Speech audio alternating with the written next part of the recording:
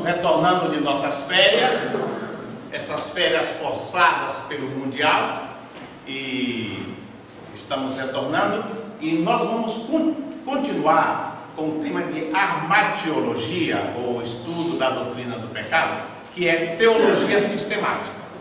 E vamos continuar e concluir em poucas aulas para entrar no próximo tema.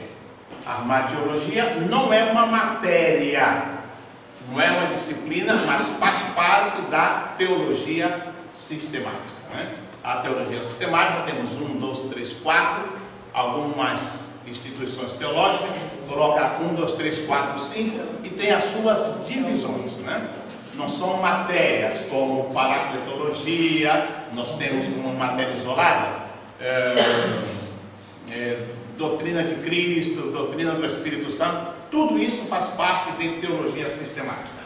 Nós fizemos uma introdução, antes desse recesso, sobre a armatiologia. Explicamos o que é armatiologia, o termo grego, e demos algumas definições. Vamos, na aula de hoje, reforçar o que nós falamos no início, né? Vamos começar no segundo ponto que nós temos aqui, que é a definição de pecado. É uma palavra que algumas denominações, as mais extremistas, patentaram para si a palavra pecado. Fulano está em pecado, isso é pecado cuspir na calçada, é pecado, né, ter o botão da camisa de cima aberto, é pecado, deixar o cabelo solto, é pecado, ou seja, algumas patentaram a palavra pecado. Então fazemos a pergunta, o que é pecado, né? O que é pecado? Afinal, o que quer dizer a palavra pecado? O que significa a palavra pecado? Errar o alvo. Essa é a definição mais, né? Pecado é errar o alvo. Que alvo? O alvo que Deus determinou para as suas criaturas, né? Pecado, além de ser essa definição clássica de errar o alvo, nós dizemos que pecar é tudo que fazemos em desacordo com a vontade de Deus. É tudo aquilo contrário à sua palavra, em desobediência aos seus mandamentos. Tudo isso é pecado. Não devemos resumir a palavra pecado apenas àquilo que o apóstolo São Paulo, escrevendo aos Colossenses no capítulo 3, a partir do versículo 5, ele chama de pecados grosseiros. Nós mencionamos aqui em aulas passadas o que Paulo ali fala em sua epístola aos Colossenses no capítulo 3. No versículo 5 ele fala daquilo que nós, principalmente nós de orientação pentecostal, nos apegamos muito a isso. Dizemos que pecado é adulterar, que pecado é cometer ato sexual ilícito, que pecado é roubar, que pecado é matar, e limitamos o significado de pecado a isso que Paulo chama dos pecados grosseiros. Entretanto, se observarmos na mesma epístola e no mesmo capítulo 3, por favor, alguém abra a Bíblia em Colossenses capítulo 3, rapidamente para ganharmos tempo. E você vai ver o que São Paulo aponta como pecado. Alguém que encontrou, por favor, Colossenses capítulo 3, leia o versículo 5, por favor. Fazei morrer, pois, vossos desejos terrenos, fornicação, impureza, paixões desordenadas, maus desejos, avareza, que é idolatria. Pode continuar lendo. Por causa dessas coisas é que vem a ira de Deus sobre os filhos da desobediência. Só até aí. Então nós notamos que aí Paulo cita, você vai continuar lendo. Ele cita aquilo que nós chamamos os pecados grosseiros. aqueles pecados mais patentes, né, que eu chamo de pecados grosseiros. E nos limitamos aí. Entretanto, a partir do versículo 8, São Paulo nos mostra outras coisas, outros atos humanos, que ele também considera pecado. Por favor. Mas agora vós também descartais todas essas coisas: ira, indignação, malícia, blasfêmia. Lê devagar, o trem vai nos esperar. Mas agora vós também descartais todas essas coisas: ira, indignação, malícia, blasfêmia, palavras obscenas de vossa boca. Não mintais uns aos outros, tendo-vos despojado do velho homem com suas práticas. Tudo isso está no mesmo pacote chamado pecado. Quando alguém comete um desses pecados grosseiros, no versículo 5, as igrejas o disciplinam e usam até uma palavra, não sei de onde tiraram, exclui, né? Eles gostam muito dessa palavra excluir, né? Exclui, né? Porém, na mesma lista de pecado, no mesmo pacote, estão os atos do versículo 8. Mentira. Quantos de vocês já viram um membro de sua igreja ser excluído por mentir? Por ter palavra desonesta? Por emitir cheques sem fundo costumeiramente? Por ter palavras torpes? Eu não conheço. Por ser fofoqueiro? Vai ter que Aí está, em Colossenses 3. 95% Aquele que está na sala e tem a língua tão grande que nem se levanta, toma sopa lá na cozinha, da sala. causa contenda. Língua larga, né? Língua. Isso também é pecado, ou seja, qualquer coisa que nós fazemos em desacordo com a palavra de Deus e com a sua vontade, em desobediência aos seus mandamentos, é considerado pecado.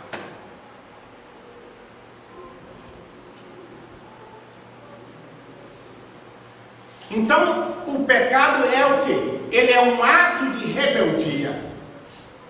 Em 1 João, o apóstolo João diz que todo aquele que pratica o pecado também transgride a lei. Pois o pecado é o quê? É transgressão da lei, é violar a lei. É como se fôssemos passíveis a sermos levados ao tribunal divino. Porque o pecado é violar, é transgredir a lei. E quem transgride a lei secular vai preso, vai para o tribunal. E no mundo espiritual, o pecado também é uma transgressão da lei. É muito mais que um ato impensado. É muito mais que pisar na bola. É transgredir a lei de Deus, como está em 1 João capítulo 3, no versículo 4. Aí vem a questão desta parte da disciplina que nós ensinamos, armatiologia. Eu não sou muito amigo de algumas nomenclaturas que usamos, tirando do grego, porque às vezes complica um pouco, né? Eu prefiro dizer doutrina sobre o pecado. São duas palavras gregas que definem pecado. Armatia, que é transgredir, pecar contra Deus ou praticar o mal. E a outra palavra é adíquia, que nós encontramos lá na oração do Pai Nosso, que quer dizer iniquidade, maldade, injustiça. Perdoa as minhas iniquidades. Isso é que está, essa expressão aparece na Septuaginta, que é o texto grego do Antigo Testamento, quando nós lemos o Salmo 51. Perdoa a minha iniquidade, né? A minha injustiça, a minha transgressão. São Paulo usa todos esses termos quando ele se declara culpado da armatia ou da adiquia ali no Salmo 51. Então, pecado é o que? É transgredir, é violar, é praticar maldade, com ou sem dolo. É uma adiquia. Basta ler pausadamente o Salmo 51. O Salmo 51, eu gosto muito do Salmo 51, que não é apenas um salmo de confrontação, né? Mas é um salmo de arrependimento, de declaração de perdão, de súplica de perdão do rei Davi, né? 12 vezes ali no Salmo 51, ele diz que pecou contra Deus. Contra ti, somente contra ti e pecado. Nós vamos comentar isso um pouco mais adiante. Então, qualquer falta que cometemos de conformidade com a lei de Deus, ou qualquer transgressão dessas normas, desses estatutos, desse regulamento de Deus, é considerado pecado. Tirem da cabeça essa ideia que pecado é aquela coisa grosseira, apenas. Aquilo também o é. Inclusive, vocês sabem, melhor do que eu, vocês que são muito espirituais, né? Não é o meu caso, mas vocês são muito espirituais, sacrossanto, aleluia, glória a Deus, sabem disso, que algumas denominações, né, diz, sabe quem caiu em pecado? Fulano, né? Ele faz até festa, né? Soltam fogos e tal, uma comemoração, né? Sabe quem caiu em pecado? Fulano. Eu acho isso ipsiliter, ao pé da letra, ridículo, Pecado também. absurdo. Sabe quem caiu em pecado? Fulano. Ele quer dizer, sabe quem transgrediu, pulou a cerca sexualmente? Fulano. Essas denominações chamam de pecado ter uma relação sexual ilícita. Apenas isso. E essa fofoca que ele está fazendo não é pecado?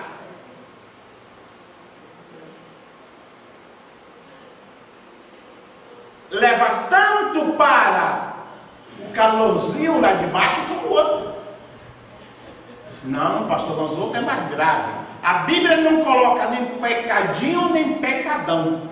Todos são pecados. Não, fulano caiu em pecado. Como se apenas aquilo fosse pecado. E os outros atos? A fofoca, a mentira, a chacrinha dentro da igreja, o grupinho, a panelinha, também é considerado pecado. A mentira, a invenção para denegrir a imagem do outro, isso também é pecado e leva para aquele lugar quente. Não é? Então, pecado, repetindo, é qualquer falta de conformidade com a lei de Deus. Qualquer transgressão. Vocês veem que no Antigo Testamento, principalmente no Pentateuco, depois do contato com Moisés, Deus reiteradas vezes diz: a ti, pois, ó Israel, lhe falo aos vossos ouvidos os meus estatutos. Ouvi-los-eis, aprendê-los-eis e guardá-los-eis para fazê-lo cumprir. Mas ainda diz: qualquer que não cumprir ou obedecer. Então ele fala dessas coisas para deixar claro que Deus tem normas, que Deus tem leis, regulamentos, que chama ali no livro de Deuteronômio e Levítico estatutos. São as normas de Deus, para que nós não a violemos.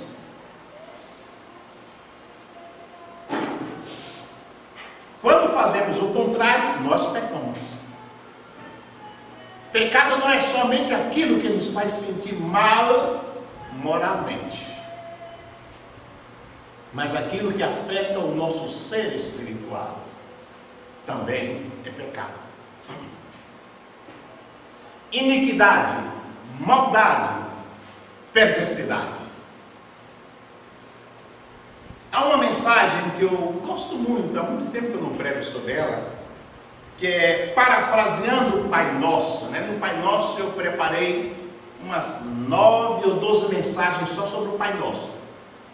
Pai Nosso que está no céu, aí eu tenho uma mensagem de 40 minutos. Santificado seja o teu nome, eu tenho umas 40 minutos. Venha a nós o teu reino, aí eu tenho 2 mensagens de 40 minutos. Seja feita a tua vontade, tenho mais uma mensagem de 40 minutos. Assim na terra como no céu, aí nós temos 2 mensagens, né? O pão nosso de cada dia dá-nos hoje, temos outra mensagem. E assim nós vamos, né? E tem uma parte que nos fala sobre iniquidade, né? Sobre o pecado. E é uma mensagem muito linda, né? Que está dentro da amatiologia. Em 1 João 3,4, nós já citamos aqui, que qualquer que comete pecado, também comete o que? Iniquidade. Porque pecado é iniquidade. Essa é a aniquia que nós citamos aqui.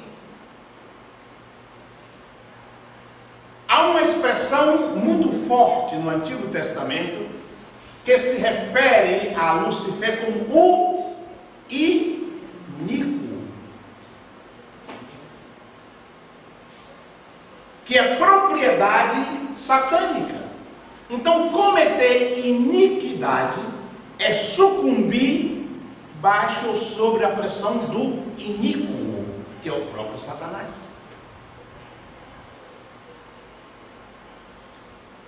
Ouvimos no início que pecar também é o que? É errar o alvo, não fazer a vontade de Deus.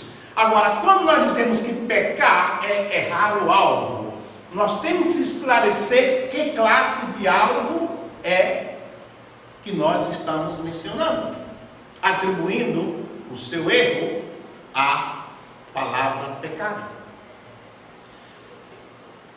São Paulo ele disse com muita propriedade: esquecendo as coisas que para trás ficam, prossigo para o alvo da soberana vocação. Deus nos destinou ou nos convocou, vamos usar a palavra convocar mais que destinar, senão vamos usar o termo de Efésios capítulo 1.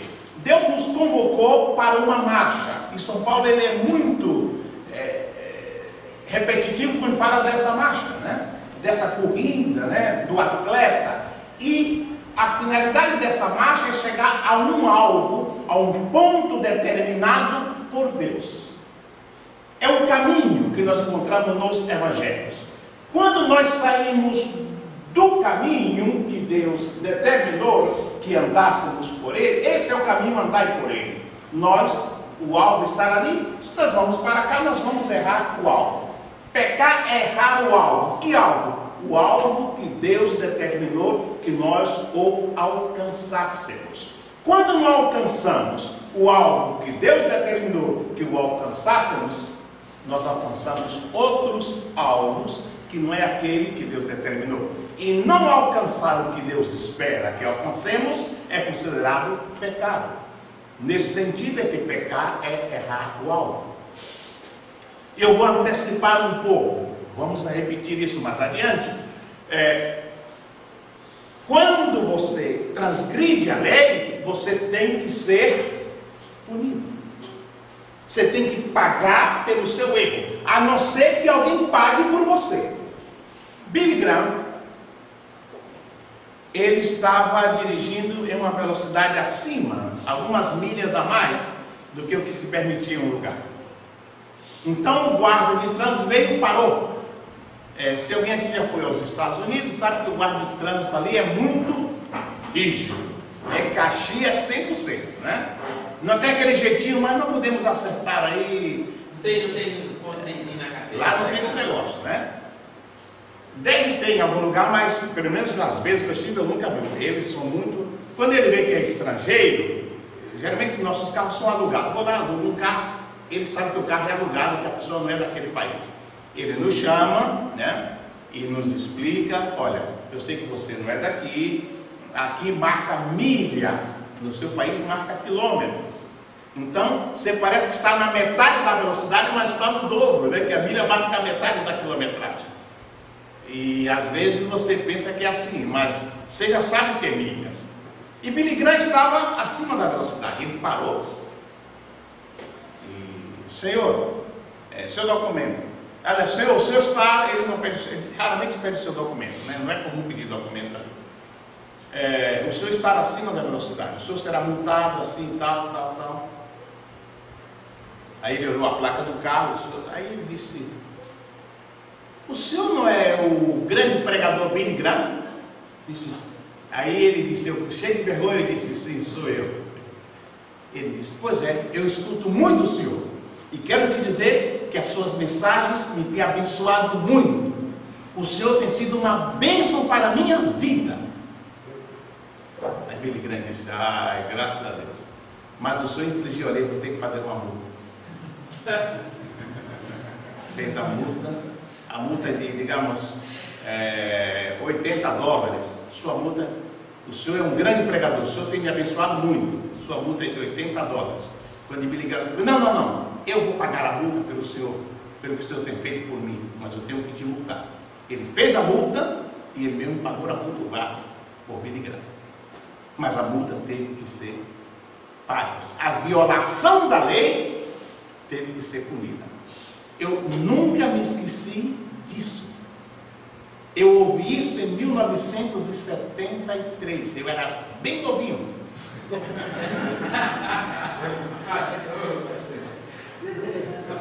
Era um garotinho, né? E eu gravei isso, né? Isso ficou me dando, eu fiquei rindo depois, anos depois eu me lembrei disso, né? E disse: o que é importante? A violação da lei merece a punição. Aquele guarda podia fazer olho gordo, né? Olha, violou a lei, mas o senhor me abençoou, está livre. Não, eu vou pagar pelo senhor. Aí depois, anos depois, é que eu comparei com o que Cristo fez por nós. Nós merecemos a morte, violamos a lei de Deus, mas Ele pagou o preço que nós teremos que pagar. Então, pecar é não fazer a vontade de Deus, né? Violar, transgredir a lei. Pecado, então, é desobediência a Deus. A palavra desobediência é não obedecer à lei de Deus. Olha que é muito mais que cometer um ato não muito agradável. É muito mais que dizer uma mentira. É muito mais que falar mal de um irmão. É muito mais do que fofocar. É desobedecer a Deus. Se você vê, tanto em Crônicas como no Salmo 51, o rei Davi, ele cometeu um ato desonroso com Betseba e outros atos, talvez tenha cometido. Em nenhum momento, quando ele pede, ele mostra seu arrependimento, ele menciona Betseba. Ele disse: contra ti, somente contra ti. Ele sentiu o quê? Ainda que o ato dele foi aqui, mas antes de ser um ato físico, moral, sexual, foi um ato contra as determinações, em desobediência a Deus. Eu achei muito forte as declarações de Davi. Leiam o Salmo 51. Vocês têm recebido meus e-mails? Quem não tem recebido? Quem não tem recebido? Você me deu o seu e-mail? Só recebeu a primeira vez, depois. Me dê novamente, porque algumas pessoas por aí eu vou mandar o Salmo 51, o meu comentário que eu fiz para vocês. Eu fiz um resumo, um esboço, é uma pregação, eu acho muito interessante sobre o arrependimento de Davi. E eu preguei aqui há muitos anos esse esboço. Então, pecado é desobediência a Deus, né? O que é que geralmente a nata da teologia diz sobre pecado? O que é que os teólogos dizem sobre pecado? Há um livro de teologia que vocês devem conhecer, né? Strong, ele tem um livro de teologia sistemática de Strong, que é um livro muito bom. Vocês têm a concordância bíblica de Strong, tem uma série de livros, né? Ele diz que pecado é a falta de conformidade, como já falamos, à lei moral de Deus, que é por ato, disposição ou estado. Quando falamos da lei moral, vocês lembram que nós citamos aqui, que quando Adão peca contra Deus, ele sentiu que violou a lei moral de Deus, e se sentiu nu, não tanto fisicamente, que ele nunca andou vestido, mas nu moralmente, da vestimenta moral, que era a lei de Deus, que o fazia semelhante a Deus. Então, Strong, ele vai com essa definição que eu gosto muito, né? Boswell, ele diz que pecado pode ser comparado com qualquer coisa na criatura que não expresse, ou seja, contrária ao caráter santo ou à santidade do nosso Criador. Qualquer coisa em nós que não bata com a santidade de Deus, Boswell disse que isso é pecado. É muito boa essa definição, que é muito simples, né? Outra definição que vocês devem ter, a Bíblia Hiri. Quem tem a Bíblia Hiri? Existe a Bíblia de estudo, né? Uma Bíblia muito boa. Ele junta várias definições, algumas já falamos aqui. Primeiro, que pecado é o que? É errar o alvo. Que pecado é maldade, né? Aí vem o dolo, né? A maldade é aquilo que você maquina, né? Você pensa, eu vou fazer isso porque ele vai me pagar. Ele fez agora, mas eu vou dar um troco. Isso é maldade, né? É maquinar. É rebelião, né? Lutar contra, rebelar-se, né? É iniquidade, é desviar-se do caminho, como já falamos aqui. É impiedade, outra coisa que acerca os pecadores diretamente a Satanás. Satanás é chamado não somente de o iníquo, mas o ímpio, né? O ímpio, impiedade, né?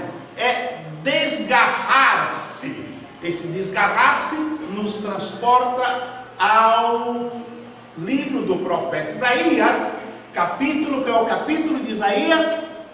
Cada um se desviou pelo seu próprio caminho. O castigo que nos traz a paz estava sobre ele. 53. Senão eu ia terminar a aula aqui se não diz, né? Isaías 53. Nos desgarramos, né? Ao desgarrar-se, a pessoa se torna independente. Eu diria, acrescentaria à definição de Riri, que pecado é independizar-se de Deus, né? É crime, né? Que é violar a lei, é crime. Olha, eles que pecado é crime, é bem pesado. É crime, é violar a lei. Desobediência à lei, transgressão, ignorância e por último, queda, né? Tudo isso, esse conjunto de Hiri, ele é mais completo, ele é mais completo. E não é complexo. É muito fácil de entender essa definição de Hiri sobre o pecado. Alguma pergunta até aqui sobre o que nós falamos sobre o pecado, antes de falar sobre a natureza do pecado?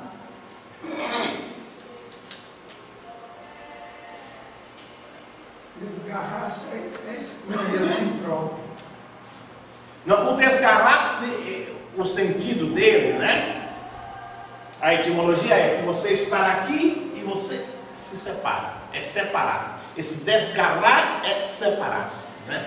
Você se afasta de Deus, exatamente, afastar-se de Deus. Nesse sentido que ele fala do desgarrar-se, né?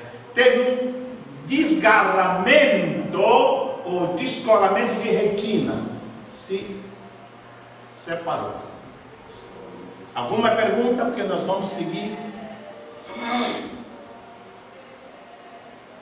Quando não fazem pergunta é porque entenderam tudo ou não entenderam nada. Falemos um pouco sobre a natureza do pecado. O pecado, ele apresenta diferentes faces, diferentes matizes, né? Um tratamento adequado do pecado deve jogar essas diferentes fases. E eu acho muito interessante falar não sobre o pecado em si, mas sobre a natureza do pecado. E colocamos alguns pontos que podemos discuti-los aqui. Primeiro, o pecado como um ato. Algo que fazemos, que praticamos, né? Em 1 João capítulo 3, versículo 4, temos a definição do pecado como um ato. Já falamos que é transgredir, né? Que é ir na contramão da lei de Deus, né? Abra sua Bíblia em 1 João capítulo 3, e no versículo 4, né? Aí nós vamos devagar para que você entenda que é muito mais amplo do que fulano caiu com fulano. É muito mais do que isso o pecado. Nós simplificamos muito o significado do pecado em si. 1 João capítulo 3, versículo 4. Quem encontrou, leia alto e claro, por favor. Qualquer que comete pecado também comete iniquidade, porque o pecado é iniquidade. Qualquer pessoa que comete pecado pratica a vontade do iníquo de Satanás. É isso que ele está dizendo aqui. Uma correção. Sim. Toda pessoa que vive costumeiramente pecando também vive em rebeldia contra a lei, pois o pecado é transgressão da lei. Olha, aí já King James, né? King James Version. Muito boa essa versão. Então, amplia, né? Transgride a lei, né? Transgride, como nós falamos. Viola. Transgredir é violar, é quebrar, desobedecer, né? Desobedecer, né? É um transgredir, é ir contrário à lei de Deus. Qualquer ato, seja esse que nós chamamos fulano caiu, né? Vamos acabar com esse negócio de fulano caiu. Cada vez que você mente, você cai também. E ninguém disse fulano caiu porque mentiu. Cada vez que você levanta uma calúnia, você caiu. E sabe quem caiu? Fulano. Não diz quando ele faz uma calúnia. Quando você arruma um grupinho para derrubar o outro, você caiu. E ninguém disse, sabe quem caiu? Fulano. Não. Então, acabe com esse negócio de fulano caiu. Não fiquem rotulando com os seus pecados preferidos, prediletos. Está patentado por algumas denominações esse tipo de transgressão, mas existem os outros. O pecado como um ato, então, é o ato de de violar, de quebrantar a lei, os preceitos, as normas, os regulamentos de Deus. Isso é pecado. É um ato, a prática. Segundo, pecado como um estado. Olha só a natureza do pecado. É muito mais do que um impulso momentâneo.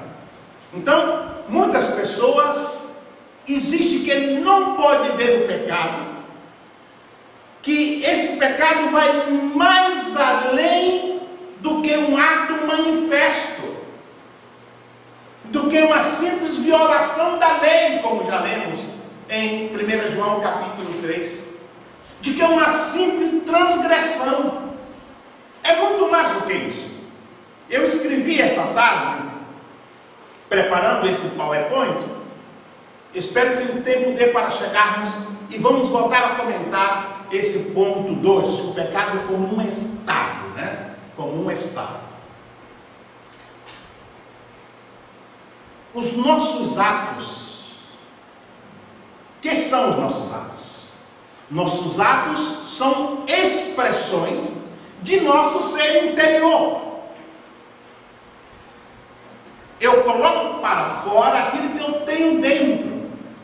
A própria palavra diz que de dentro do interior do ser humano é que saem os maus desígnios, os maus pensamentos. Mas um momento, o pensamento não sai daqui, mas é de dentro de todo o nosso ser, sai tudo isso. Só depois é que se transforma em ato. Nós concebemos, ou seja, nós imaginamos. Davi não estava ali e saiu correndo e foi lá. Não. Ele viu, fantasiou. O ser humano é o único ser vivo capaz de fantasiar. O que é fantasiar? Imaginar. Puxa, aquela menina. Aí ele fecha os olhos assim. Começa a imaginar coisas. Ô, lá em casa. Tá difícil para ligar aí também, não? A esposa de Nabal, né? A mulher é a mesma coisa do homem. Ele vê aquilo que o outro tem e ele não tem condições, ele começa a fantasiar. Puxa, se fosse meu. Ele não disse, Senhor, se tu me der condições para que eu tenha um igual. Mas se fosse meu, ele está cobiçando. Isso também é pecado. Então, aí vem o que nós chamamos na lei de dor. Você começa a...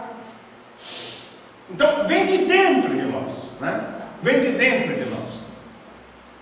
Aí se nós chamamos de quê? De pecaminosidade íntima, que procede de quê? Dos atos manifestos do pecado. Os salmistas dizem, pecado me considera a minha mãe. Eu tenho uma natureza, estamos falando da natureza do pecado. Eu tenho uma natureza pecaminosa.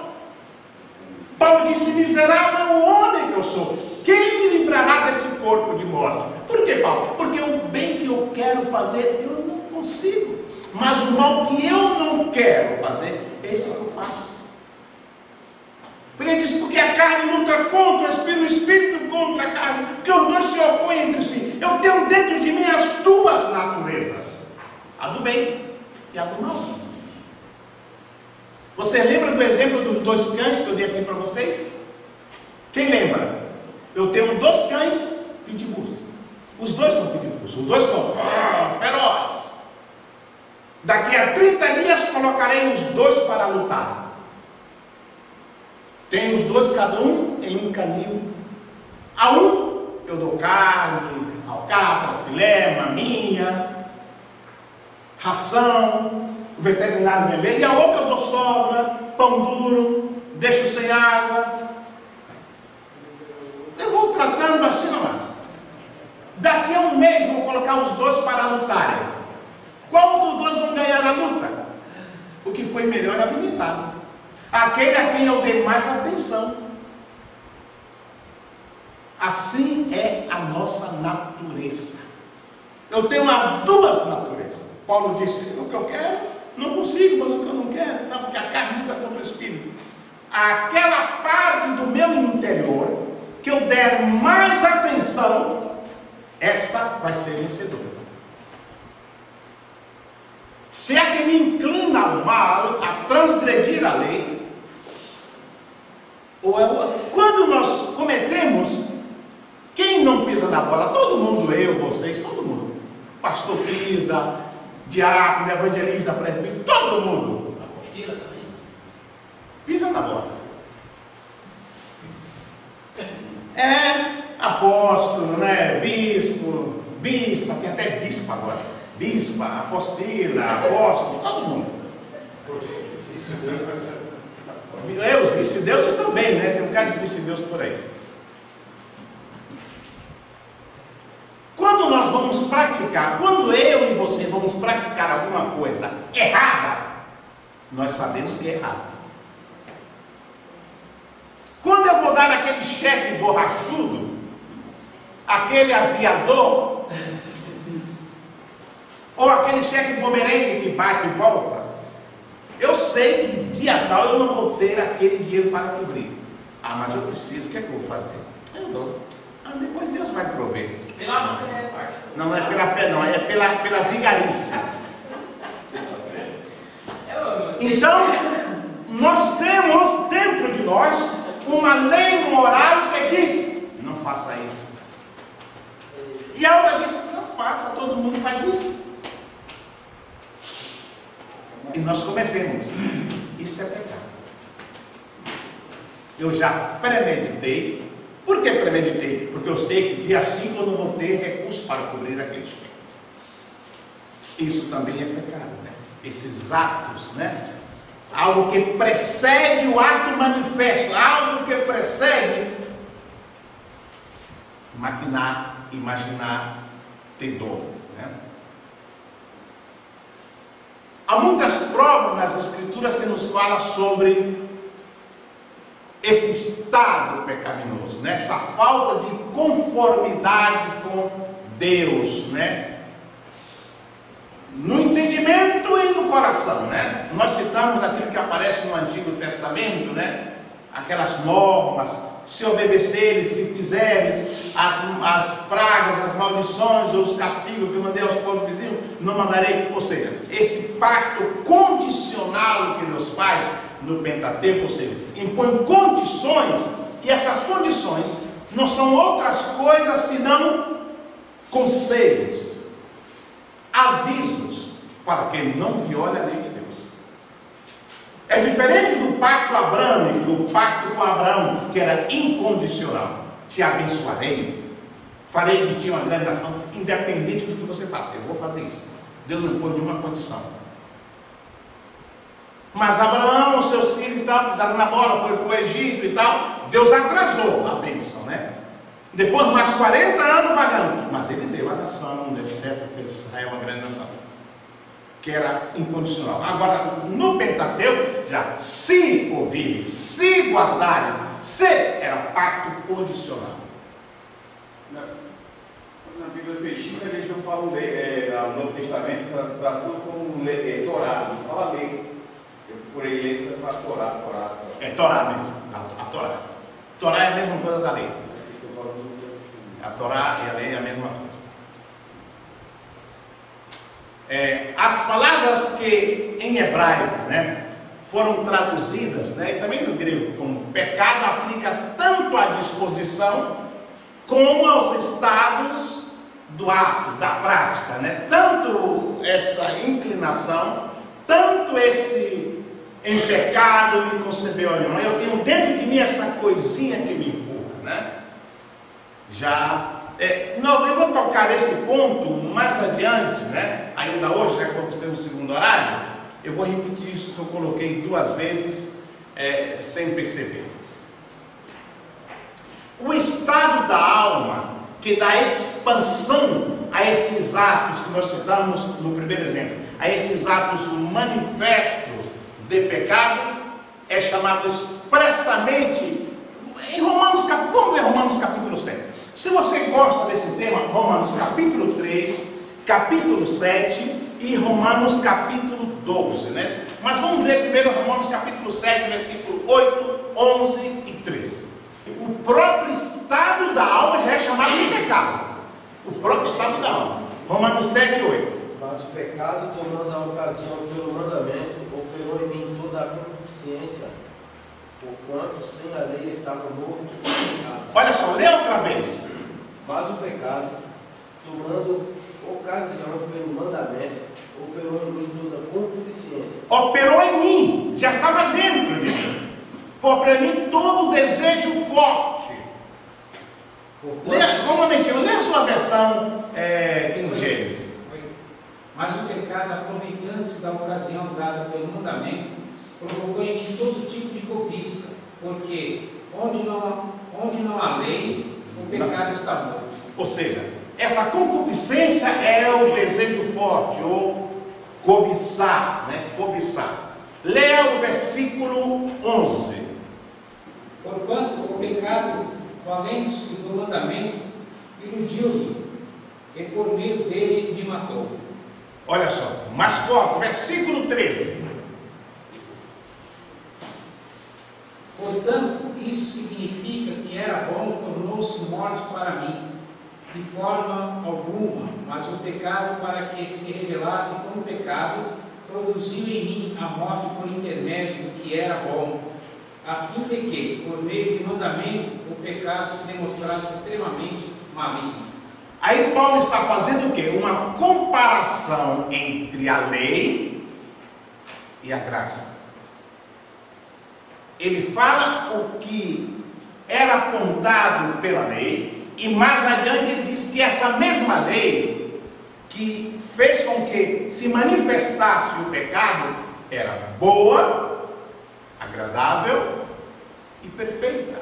Mas mesmo assim, a lei não podia livrá-lo do pecado. É o que encontramos nesse texto de Romanos capítulo 7. Porque a lei funcionava como um espelho. Se você estiver com a cara suja de graxa e ninguém falar para você, e você não tem um espelho, você sai normalmente na rua, o pessoal olha para você e ri. Olha para você e ri. Mas quando você encontra um espelho, o espelho é a lei, e você olha nele, ele não limpa a sua cara, mas diz: você está com a cara suja. A lei apenas mostrava o pecado, mas não tinha poder para tirá-lo. A lei era um espelho, é o que ele está falando aí, que te mata. Ou serve para despertar a consciência. Desperta, mostrar que entende. Leia o versículo 14. Porquanto é do nosso pleno conhecimento de que a lei é espiritual. Eu, entretanto, sou limitado pela carne, pois fui vendido como escravo ao pecado. Vendido como escravo ao pecado. Ele usa diferente, já não diz esse doulos, né, que é esse escravo voluntário de Cristo. Leia o versículo 17 e o 20. Nesse sentido, não sou mais eu que determina o meu agir, mas sim o pecado que habita em mim. Olha só, não sou mais eu, ou seja, Paulo está dizendo que dentro de mim existe uma natureza que me leva a praticar coisas erradas. Ah, então você não tem culpa se praticar isso. Olha, não. Porque com a natureza errada que está dentro de você, Deus te dá também a capacidade de dizer não. Lembra dos cães? Você tem outra voz do Espírito de Deus. Os dois vão estar falando: faça isso. E você diz sim ou não. Aquele que você der mais atenção, esse vai triunfar sobre a sua vida. Ora, se faço o que não quero, já não sou eu quem o realiza, mas o pecado que reside em mim. O pecado que reside em mim. Ah, então Paulo não tem culpa. Outra vez, a explicação anterior é válida.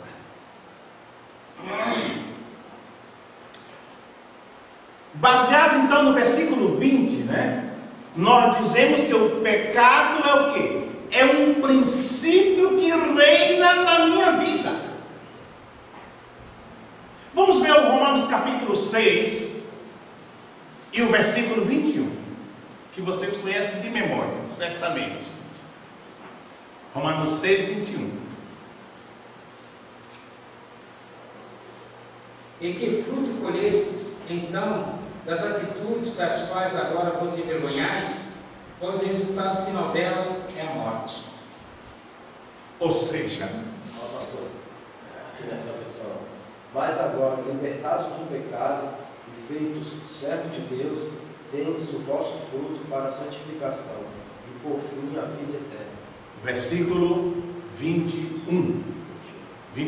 Ou seja, as duas versões estão dizendo a mesma coisa. Então, aí nós vemos que havia um princípio reinante dentro de mim, como eu falei anteriormente, eu não sou considerado inocente se permito que esse princípio reinante domine na minha vida. Quando eu o supero, fazendo uso do livre arbítrio, o que é que acontece? Aí eu caio na situação do capítulo 6, versículo 21 de Romanos. Não tem justificativa para dizer, já que eu tinha essa natureza, eu tinha essa inclinação, em pecado me concebeu a minha mãe, então, né? Fazemos como alguns irmãozinhos, entrego nas mãos de Deus. Deus não quer nenhum abacaxi. Tá? O pecado como um princípio. Nós falamos no início sobre a rebelião. O pecado como princípio, ele é o quê? Estamos falando sobre a natureza do pecado. Ele é uma rebelião contra Deus. Rebelião é o quê? É recusar fazer a vontade dele. Recusamos fazer a vontade de Deus, nos rebelamos contra Deus. Nos rebelamos para não obedecer às exigências, não submeter-se à obediência. O que é que acontece hoje na Ucrânia?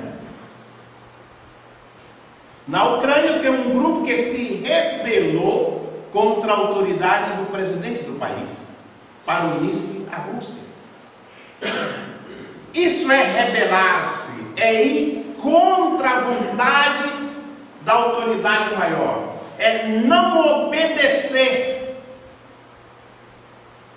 levantar-se em armas contra o outro. Isso é rebelião. E o pecado é tudo isso contra Deus. Rebelar-se como se levantasse em armas contra Deus. Né?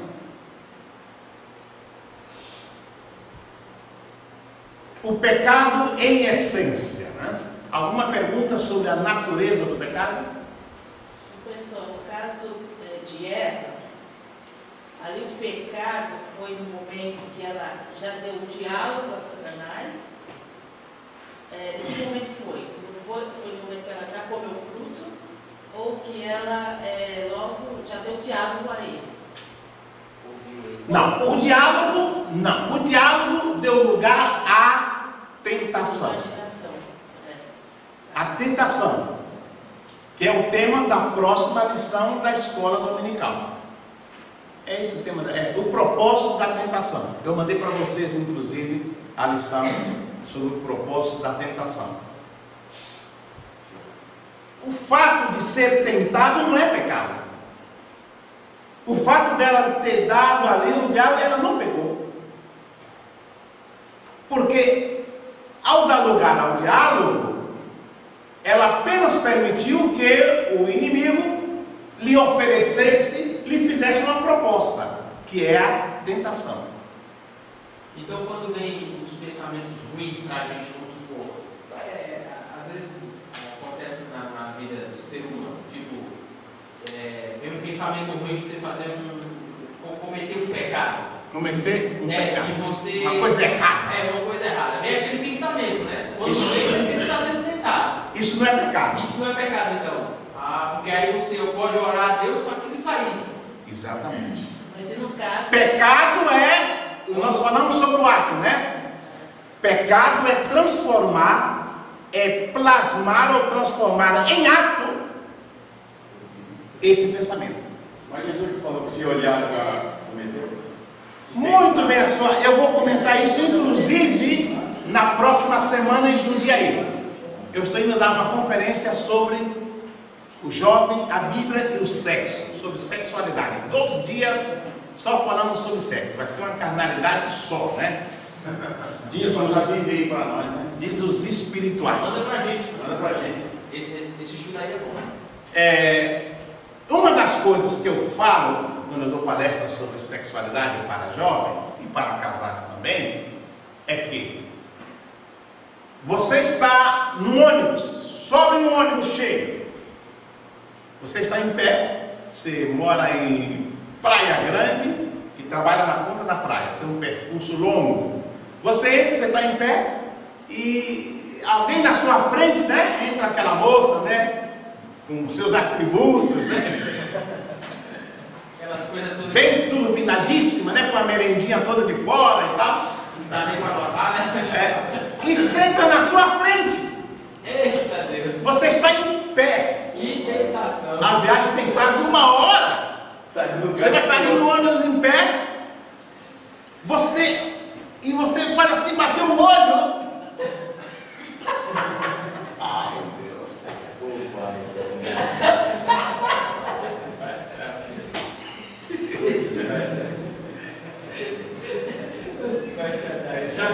É pecado isso? Não. Não. Não é pecado. Essa primeira olhada não é pecado, você não pode evitar. Você não pode evitar. A primeira olhada, agora, quando você volta depois.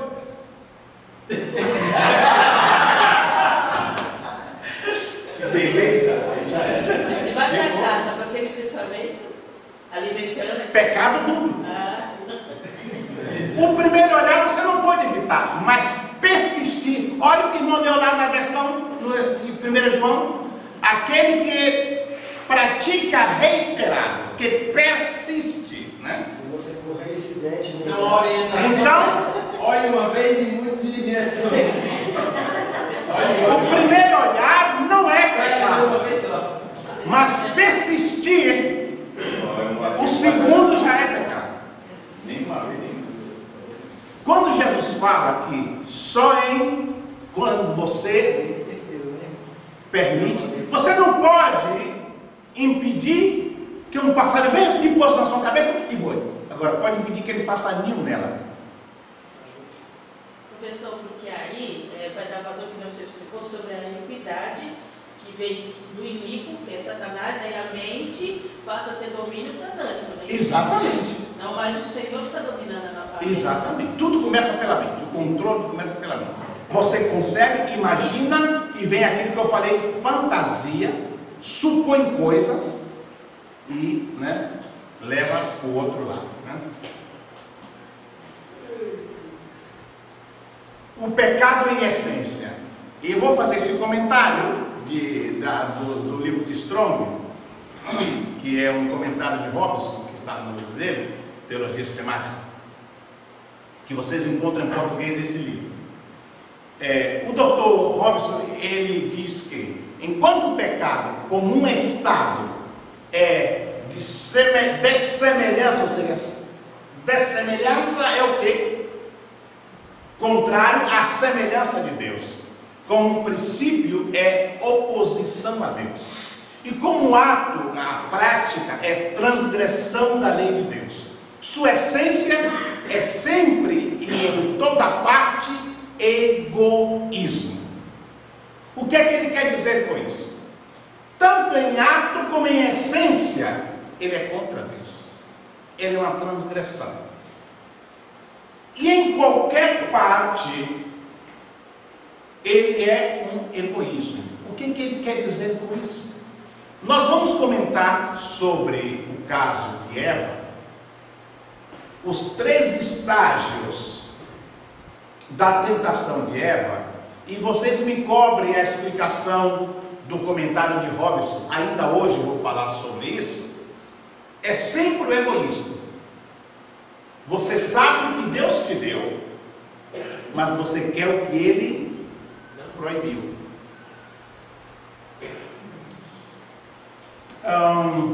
Eu fui militar quase 10 anos na Marinha.